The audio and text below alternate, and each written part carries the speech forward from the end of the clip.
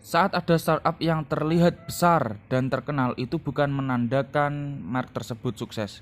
Bisa saja perusahaan tersebut sedang mencari nama, ekspansi, menciptakan kecanduan dan budaya baru untuk masyarakat. Sehingga laporan keuangannya masih belum surplus alias masih merugi.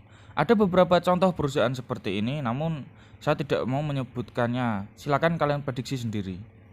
Jadi ketika pendiri bersama teman-temannya memulai bisnis ini, mereka sudah paham bahwa model bisnis seperti ini tidak bisa mendapatkan keuntungan jangka pendek. Mereka tahu kalau butuh waktu yang cukup lama sampai perusahaan ini benar-benar bisa mendapatkan keuntungan real. Saya akan sebutkan ciri-ciri perusahaan seperti ini. Yang pertama, sudah jelas perusahaannya bersifat disruptif, yaitu mengefisienkan rantai ekonomi dengan teknologi dengan menyingkirkan para pemain lama yang masih bersifat tradisional, meskipun tidak secara langsung. Kedua, biasanya terdapat investor besar atau venture capital yang mendanai biaya operasional selama jalannya kegiatan perusahaan. Ketiga, membutuhkan iklan dan pengenalan yang masif kepada masyarakat dengan menggandeng para influencer. Keempat, laporan keuangannya biasanya merugi atau paling tidak impas karena fokusnya adalah ekspansi. Dan yang terakhir, ketika melantai di bursa biasanya akan direspon positif oleh masyarakat, namun beberapa lama kemudian akan menurun dan akan bangkit kembali saat sudah menguasai pangsa pasar. Biasanya para pendiri perusahaan startup dalam rangka memperoleh keuntungan adalah menjual kepemilikan saham saat setelah melantai di bursa dan membeli lagi saat nilainya sudah cenderung turun.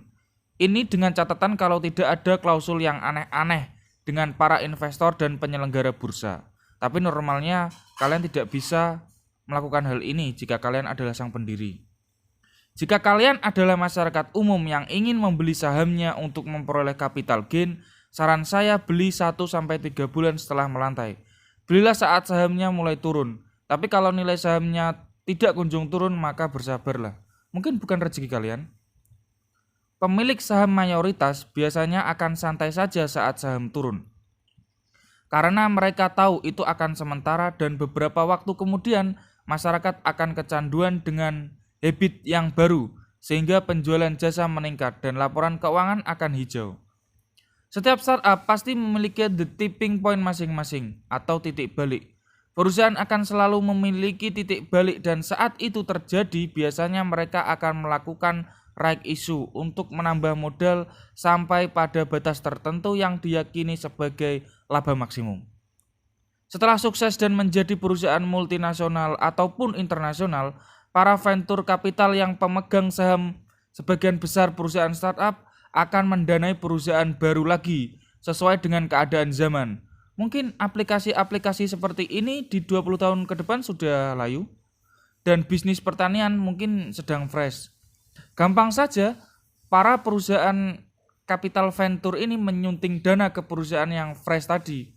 Untuk menjamin perusahaan-perusahaan itu tetap berada kepada jalannya, biasanya akan ada satu komisaris yang mewakili kepentingan capital venture. Jadi saran saya kalau kalian anak orang kaya, dirikan saja venture capital. Itu kalian gak bakal miskin. Selamat malam.